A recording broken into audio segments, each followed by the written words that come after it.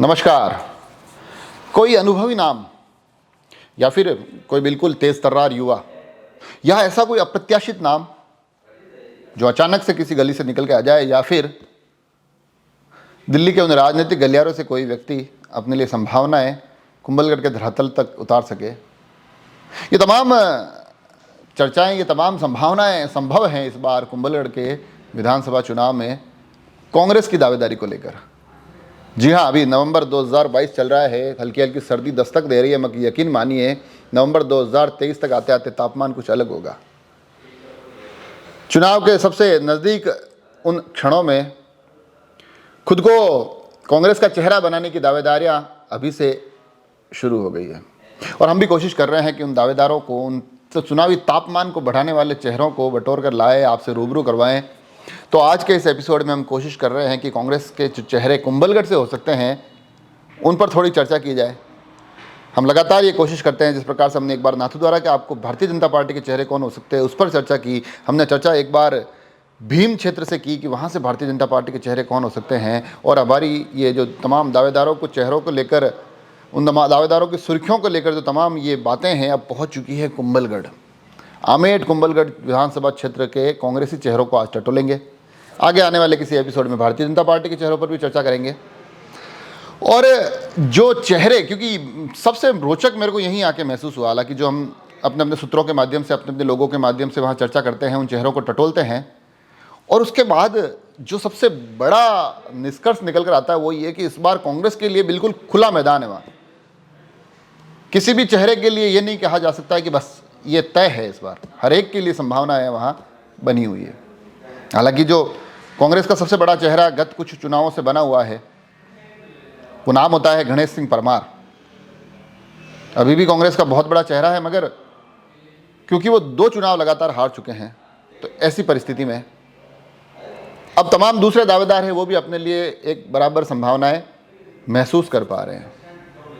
तो चुनावी दावेदारों की इस चर्चा को शुरू कर रहे हैं उससे पहले थोड़ा सा मैं आपको बता दूं कि जो राजनीतिक मिजाज यहाँ का है कुंभलगढ़ आमेठ क्षेत्र का, वर्तमान में यहाँ से भारतीय जनता पार्टी के सुरेंद्र सिंह राठौड़ विधायक हैं, जो 2018 में यहाँ से विधायक चुने गए, और उससे पहले 2013 से लेकर 2018 तक भी सुरेंद्र सिंह राठौड़ ही यहाँ से विधानसभा के लिए जीत कर गए थे।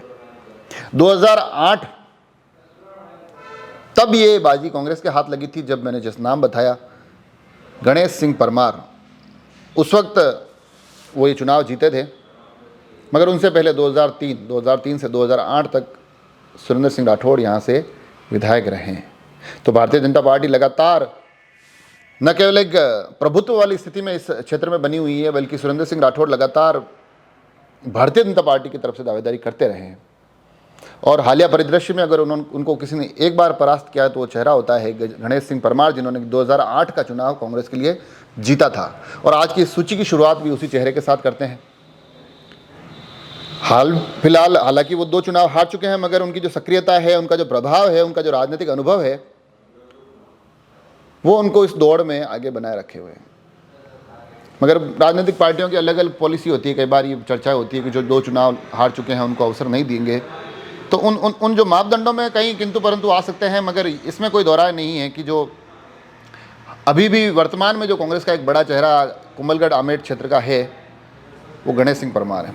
जातीय समीकरण के हिसाब से भी बड़ी सटीक चेहरा है, और लगातार सक्रियता के माध्यम से वो ये एहसास दिला रहे हैं कि इस बार की चुनावी दावेदारियों में भी उनकी दावेदारी बड़ी ही जोर शोर से रहने वाली है। अब इससे आगे बढ़े, गणेश सिंह परमार नहीं तो फिर कौन? तब दौड़ में एक और अनुभवी चेहरा आता है, एक ऐसा अनुभवी चेहरा जो लगातार अपनी दावेदारी को वहाँ से दिखाते रहे हैं, दर्शाते रहे हैं, दावेदारी जताते रहे हैं। हालांकि अवसर नहीं मिला है, मगर अभी भी इस बार भी लगातार सक्रिय है, और वो नाम होता है दिलीप सिंह राव। आईडाणा गांव है जो आमेठ और केलवा के बीच में है, वहाँ से ये आते हैं।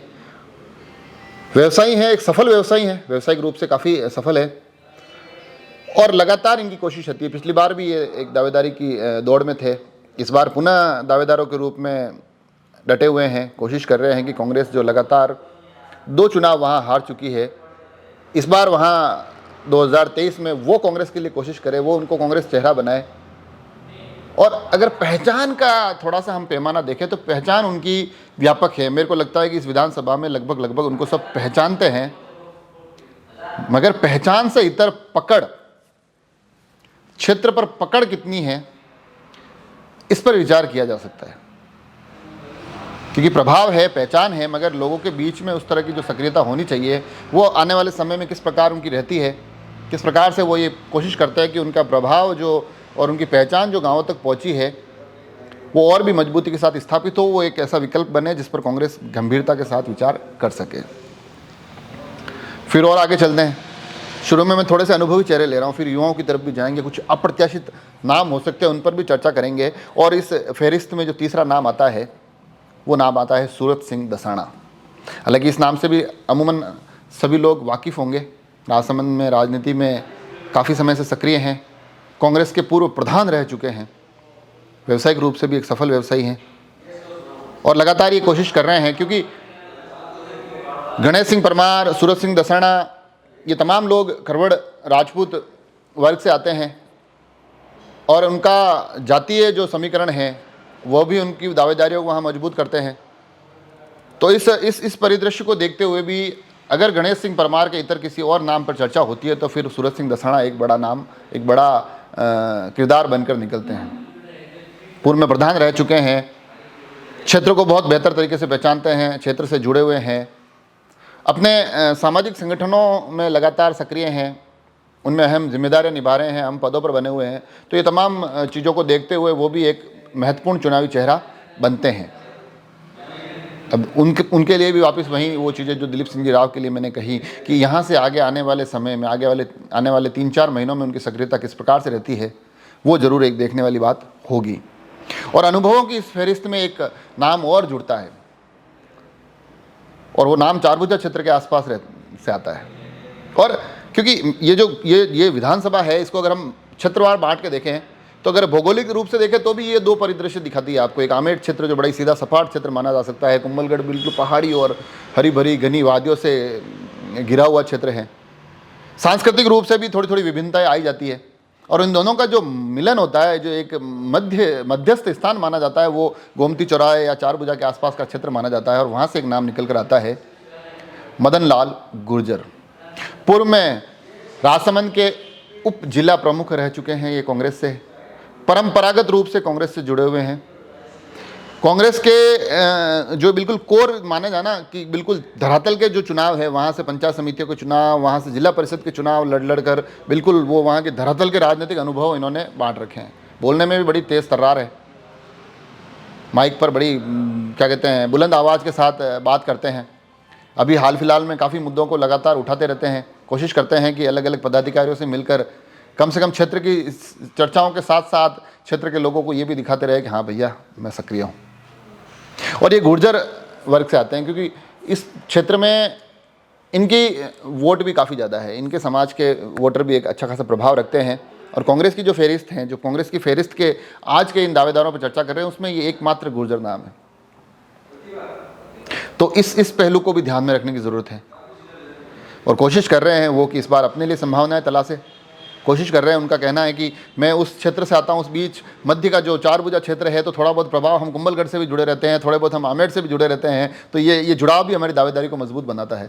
तो अब देखने वाली बात होती है कि उनकी दावेदारी किस प्रकार के आगे चलती है। और दावेदारियों की सूची में एक नाम और आता है, और मैं बता रहा हूँ आपको कुंभलगढ़ के जितने भी नाम मैं ले रहा हूँ, हालांकि सूची हो सकता है किसी का नाम पहले आया, किसी का नाम आखिर में आए, मगर ये तमाम लोग बिल्कुल प्रबल दावेदार। आप इन सबको मान लीजिए, आप मान लीजिए कि एक की भी दावेदारी किसी की ज़्यादा हो सकती है, किसी कम, मतलब उस ज़्यादा और कम में बहुत छोटा अंतर है।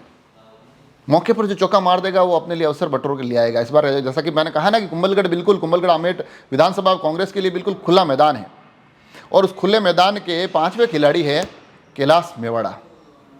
ये नाम भी लगभग सभी के लिए जाना पहचाना नाम है, युवा चेहरा है और प्रभावशाली चेहरा है। प्रभाव में कम से कम आमेर जो नगर है उसमें तो प्रभाव में कुछ उस पर किंतु परंतु ही नहीं है। और उस प्रभाव का आकलन बड़ी सहजता से इस बात से हो जाता है क्योंकि उन्होंने पूर्व में परंपरागत रूप से, हालांकि ये भारतीय जनता पार्टी जुड़ा हुआ परिवार रहा है, इनके पिताजी नगर पालिका में वहाँ चेयरमैन रहे हैं, भारतीय जनता पार्टी से काफ़ी लंबे समय जुड़े रहे, मगर बीच में कुछ राजनीतिक मतभेदों के कारण बताया जा रहा है कि उन्होंने पार्टी छोड़ी और जब राजस्थान में एक बार सीधे सभापति का चुनाव हुआ था, उस वक्त ये निर्दलीय के रूप में आमेठ से लड़े थे और इन्होंने भाजपा और कांग्रेस दोनों को परास्त किया था और बड़े मार्जिन के साथ ये उस वक्त आमेठ नगर पालिका के चेयरमैन बने थे, सीधा चुनकर आए थे। तो उससे उनका प्रभाव का आकलन लगाया जा सकता है। और प्रभाव उन्होंने ऐसा नहीं कि एक बार हो गया और खत्म, प्रभाव उन्होंने पुनः दोहराया। और इस बार जो नगर पालिका के पुनः एक बार आमेठ में चुनाव हुए, उन चुनाव में क्योंकि इस बार सीधे चुनाव नहीं थे, पार्टी के माध्यम से होने थे, तो इन्होंने कांग्रेस का दामन थामा और कांग्रेस के माध्यम से उन्होंने चुनाव लड़ा। और आमेठ में जहां भारतीय जनता पार्टी अत्यंत प्रभावशाली है, वहां पर उन्होंने कांग्रेस का बोर्ड बनवाया। शुरू से लेकर ये कांग्रेस का वहाँ चेयरमैन का चेहरा रहे, ये वहाँ पर तमाम जो टिकट वितरण था उसमें एक महत्वपूर्ण भूमिका निभाते रहे। और बताया जाता है कि वहाँ कांग्रेस सेकेंडरी हो गई थी, इनका चेहरा प्राथमिक हो गया था और बड़े ही प्रायोरिटी के साथ इन्होंने अपने तरीके से चुनाव लड़ा और चुनाव कांग्रेस को जितवा दिया। अभी वर्तमान में वो आमेठ से नगर पालिका के चेयरमैन हैं। तो इस बात से कोई दो राय नहीं है। व्यापारिक रूप से बड़े ही सक्षम व्यक्ति हैं, तो चुनाव लड़ने का जो उनका अनुभव है वो भी नगर पालिका के क्षेत्र में काफ़ी अच्छा है। उस अनुभव को ये चाहते हैं कि कांग्रेस उनको अवसर दे 2023 के लिए, उस अनुभव को विधानसभा क्षेत्र के पूरे उस परिदृश्य पर आजमा सके। अब देखने वाली बात होगी कि क्या कांग्रेस इस युवा चेहरे पर अपना दाव 2023 में खेलती है। और युवा अकेले यही नहीं है, युवाओं की इस दौड़ में एक चेहरा और आता है और ये चेहरा मुझे लगता है कि बड़े प्रभावशाली चेहरा है और बड़ी ही मतलब व्यवस्थित तरीके से वो चेहरा अपने आप को आगे बढ़ा रहा है। और वो नाम होता है योगेंद्र सिंह परमार। और जो सूची का सबसे पहला नाम था गणेश सिंह परमार, उनके पुत्र हैं योगेंद्र सिंह परमार। और इनका जब मैं इनकी दावेदारी पे विचार करता हूँ तो मुझे फिर तीन चार पहलू मुझे यूँ लगता है कि यार ये पहलू इन्होंने भी सोच रखे होंगे। जिसमें कि एक पहलू तो मैंने बताया, क्योंकि गणेश सिंह जी 2 चुनाव हार चुके हैं, तो हो सकता है कि ऐसी परिस्थिति आए कि भैया 2 चुनाव हार गए, अब आपको टिकट नहीं देंगे। तो ऐसी स्थिति में एक प्रबल और बड़ी बेहतरीन विकल्प के रूप में योगेंद्र सिंह परमार अपनी उपस्थिति दर्ज करवा रहे हैं। लगातार क्षेत्र में सक्रिय हैं, आमेठ क्षेत्र में भी अपनी सक्रियता अब धीरे धीरे वो बढ़ा रहे हैं। और क्षेत्र में सक्रियता के साथ साथ उनके जो बार बार लगातार कहीं और इधर चेहरे से इधर उधर स्थानों से फोटो आते हैं, उससे पता चलता है कि क्षेत्र के साथ साथ जयपुर और वहाँ के तमाम राजनेताओं के साथ भी वो कनेक्ट रहने की एक पूरी कोशिश कर रहे हैं। ऐसे एक वातावरण का निर्माण कर रहे हैं कि जब कभी दावेदारों का जिक्र हो तो मैं एक प्रभावी चेहरा बनकर निकलूं। और यकीनन प्रभावी चेहरा है, इसमें कोई दो राय नहीं है। क्योंकि मैंने जब छात्र संघ चुनाव कवर किए थे और उस वक्त मैंने उस दौरान के वीडियो में भी मैंने बताया था कि छात्र संघ के जो चुनाव थे, जो कुंभलगढ़ क्षेत्र का चुनाव था, वहाँ पर योगेंद्र सिंह परमार पूरे मतलब एकदम बिल्कुल क्या कहते हैं रणनीतिक तौर पे उस चुनाव को लड़ रहे थे। उनकी रणनीति, उनकी टीम, उनका जो पूरा वहाँ एक मैनेजमेंट वो इस तरह का था कि उनको चुनाव को लेकर गंभीरता भी दिखा रहा था। चुनाव कैसे लड़ना है ये चीज़ें वहाँ से समझी भी जा सकती थी। तो इसमें कोई दो राय नहीं है कि कुंभलगढ़ क्षेत्र का एक प्रभावी चेहरा योगेंद्र सिंह परमार है और आने वाले चुनाव में एक भारी दावेदार के रूप में, एक प्रबल दावेदार के रूप में वो उपस्थिति दर्ज करवाने वाले हैं। इसमें कोई दो राय नहीं है। इस नाम से आगे और बढ़े एक और युवा नाम, और वो नाम होता है वैभव उपाध्याय। इनसे भी मैं मिला हुआ हूँ और जब मैं मिला तो मेरे को एकदम बिल्कुल ऐसा एक एहसास आया कि बड़े ही मतलब दिल्ली और जो बड़े राजनेता होते हैं ना, जो टीवी और उन चैनलों पर दिखते हैं, कुछ इस प्रकार का स्वरूप उनका दिखाई दिया। और जब मैं उनसे मिला तो उनकी बातों का, उनका कहने का, उनका मतलब बिल्कुल अपने आसपास का वातावरण वो इसी प्रकार से निर्माण करते हैं कि उन सामने वाले को एहसास हो जाए कि भैया ये तो कोई बड़े नेता है।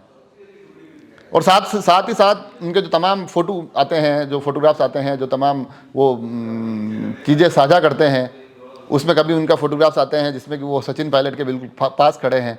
फोटोग्राफ्स भारत जोड़ो यात्रा के राहुल गांधी जब चल रहे होते हैं तब उनके साथ वो भी चलते हुए दिखाई देते हैं।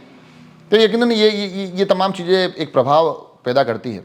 और अब कुंभलगढ़ जाते हैं तो उनके होर्डिंग भी दिख ही जाते हैं। कुंभलगढ़ में बताया जाता है कि ये कोशिश करते हैं, हालांकि धरातल पर उस एक तरीके से तो सक्रिय नहीं है जिस तरीके से हम माने की दावेदारी है, मगर क्योंकि अभी 1 साल पड़ा है और अपने नाम को कहीं ना कहीं वो लोगों के बीच में पहुंचाने में सफल हुए हैं, इसमें कोई दो राय नहीं है। आने वाले समय में हो सकता है कि उनकी जो रणनीति का हिस्सा है कि ऊपर के जो तंत्र हैं जहां से टिकट फाइनल होना है, उस तंत्र पे अपनी पकड़ बना लूँ, उसमें अपनी पेठ बना लूँ और फिर आने वाले 1 साल तक मैं क्षेत्र के धरातल पर सक्रिय रहूँ। ये रणनीति कारगर भी होती है। अब इनके लिए कितनी कारगर होगी ये देखने वाली बात होगी।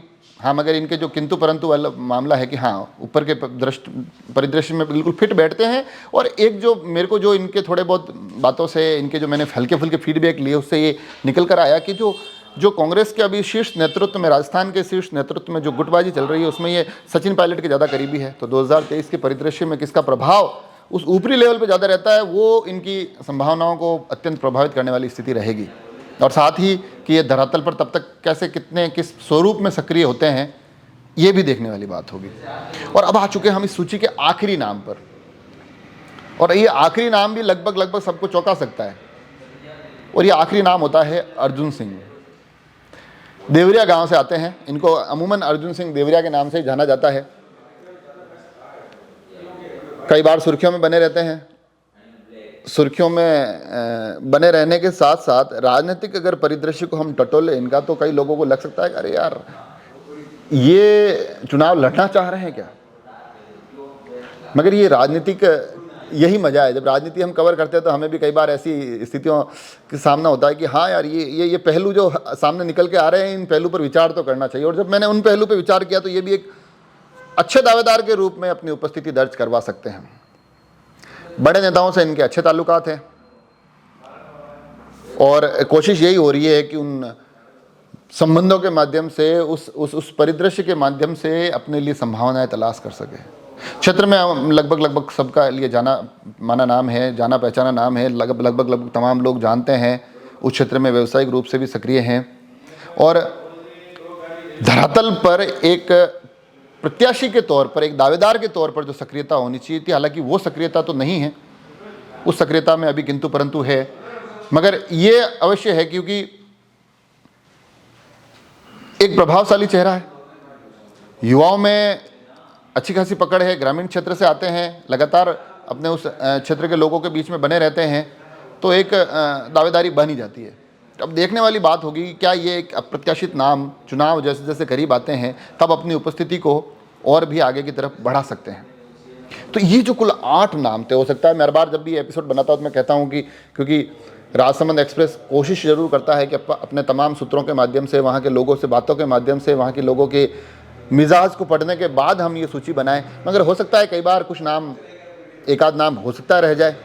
मगर मैं पुनः आप सभी को याद दिला दूं क्योंकि ये हमारी तीसरी सूची है। पहली सूची जो हमने नाथूद्वारा के दावेदारों पर बनाई थी, एक सूची हमने भीम के बीजेपी के दावेदारों पर बनाई थी। आज हमने कुंभलगढ़ और आमेठ क्षेत्र के कांग्रेसी दावेदारों के नाम आप तक पहुँचाए हैं। बहुत जल्द हम आमेठ कुंभलगढ़ क्षेत्र के भारतीय जनता पार्टी के दावेदारों के नाम भी आप तक लेकर आएंगे। मगर आप सभी लोगों से एक आग्रह है, अगर हमारी इस विश्लेषण में कहीं आपको लगता है कुछ किंतु परंतु है, तो आप हमें बिल्कुल निश्चिंत बेफिक्र होकर मुझे आप फ़ोन करें, मुझे आप सलाह दें।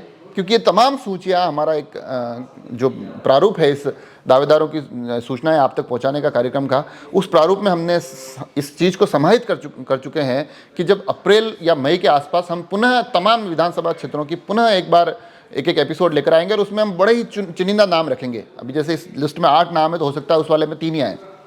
भारतीय जनता पार्टी के भीम क्षेत्र के हमने दावेदारों के नाम लिए, 10 नाम लिए, हो सकता है उसका जो मई जून में एपिसोड आया इसमें 2 या 3 नाम ही आए। तो हम उसको बिल्कुल छानबीन कर और भी लाएंगे, उसको और भी हम सूची को छोटा करेंगे और जो प्रमुख दावेदार उनको आप तक पहुंचाएंगे। मगर उसके इतर भी अगर आप लोगों के पास कोई सुझाव हो तो आप हमें ज़रूर बताएं। अगली सूची कुंभलगढ़ और आमेठ क्षेत्र के भारतीय जनता पार्टी के दावेदारों से जुड़ी हुई, तो उससे भी जुड़े हुए कुछ आपके पास तथ्य हो, कुछ पॉइंट्स हो तो वो हमें बताएं और अपने क्षेत्र के मुद्दे भी आप हम तक पहुँचाएँ। आज का एपिसोड कैसा लगा ये भी ज़रूर बताएं। और हाँ, चैनल को सब्सक्राइब जरूर कर दीजिए। बनी जाइए, जुड़े रहे राजसमंद एक्सप्रेस से। धन्यवाद।